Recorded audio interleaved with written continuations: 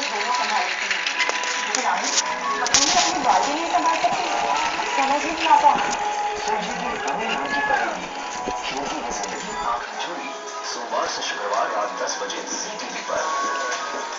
बाल खुले रखेंगे तो शाम तक बाल चिड़िया कर देगा। सिल्की स्मूथ कंडीशनर, 1% शैम्पू और 1% शैम्पू और कंडीशनर, बालों को रखे स्मूथ कर बाल बने सॉफ्ट। सिल्की स्मूथ कंडीशनर अब 5 रुपए की राशि में भी।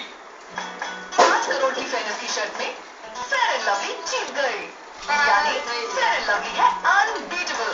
ये सिर्फ क्रीम नहीं, फेयरनेस ट्रीटमेंट है। अब भी शर्त लगानी थी, बताओ। फेयर एंड लवली 5 करोड़ की शर्त। अरे भैया, व्हाइट को ज्यादा व्हाइट बनाने के लिए ज्यादा पैसा लगता है।